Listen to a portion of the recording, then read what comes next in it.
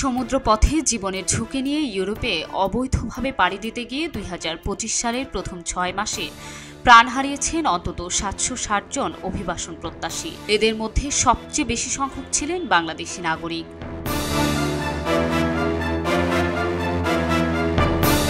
ওয়ালটন এখন দেশের সীমানা পেরিয়ে পৌঁছে গিয়েছে ৫০টিরও বেশি দেশে। ওয়ালটন, ঘরে ঘরে, বিশ্বজুড়ে। এই তথ্য উঠে এসেছে ইউরোপীয় ইউনিয়নের সীমান্ত পর্যবেক্ষণ সংস্থা ফ্রন্টেক্স এবং আন্তর্জাতিক অভিবাসন সংস্থা IOM এর সাম্প্রতিক এক প্রতিবেদনে বলা হয়, বর্তমানে অনিয়মিত অভিবাসনের সবচেয়ে বিপজ্জনক রুট হচ্ছে লিবিয়া থেকে ইতালিগামী সেন্ট্রাল মেডিটারেনিয়ান পথ।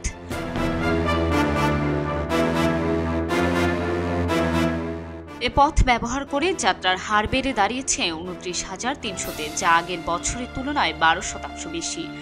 এর মধ্যে লিবিয়া হয়ে ইতালিতে পৌঁছেছেন প্রায় ২০,৮০০ জন, যার মধ্যে অধিকাংশই বাংলাদেশি। ফ্রন্টেক্স জানিয়েছে, লিবিয়া থেকে ইউরোপমুখী যাত্রীদের বড় একটি অংশ বাংলাদেশি। এরপর রয়েছে মিশরীয় ও আফগান নাগরিকরা। এই বিপজ্জনক পথে পাড়ি দিতে গিয়ে অনেকেই পাচারকারী চক্রের ফাঁদে পড়ছেন।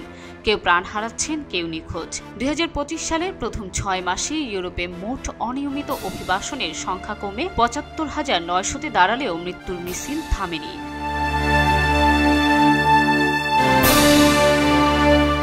পূর্ব ভূমধ্যসাগরীয়, পশ্চিম বলকান ও পশ্চিম আফ্রিকান রুটে প্রবেশের হার কমলেও সেন্ট্রাল মেডিটারেনিয়ান রুটে প্রবণতা বেড়েছে। এছাড়া ফ্রন্টেক্স জানিয়েছে, পূর্ব ভূমধ্যসাগরে লিবিয়া থেকে গ্রিসের ক্রিট দ্বীপমুখী একটি নতুন করিডোর গড়ে উঠেছে, যেটি বর্তমানে পাচারকারীরা বেশি ব্যবহার করছে।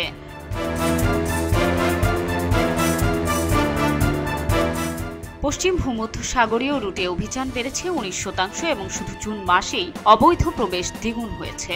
আলজেরিয়া থেকে যাত্রার হার বেড়েছে ৮০%। এই রুট ব্যবহার করছে সোমালিয়া ও অন্যান্য আফ্রিকান দেশের অভিবাসীরা।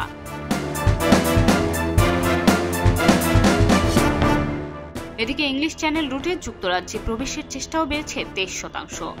জানুয়ারি থেকে জুন পর্যন্ত এই রুটে ফ্রান্স হয়ে ইংল্যান্ডে ঢোকার চেষ্টা করেছেন ৩৩,২০০ জন। ফ্রন্টেক্স ও IOM এর মতে, অবৈধ অভিবাসনের সংখ্যা কিছুটা কমলেও মানবিক সংকট, পাচার ও মৃত্যুর হার এখনও উদ্বেগজনক রয়ে গেছে।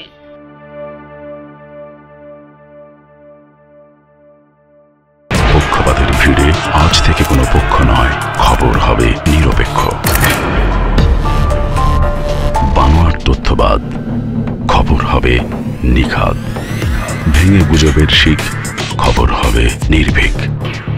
খবরের কাগজ, নিখাদ, নির্ভীক, নিরপেক্ষ।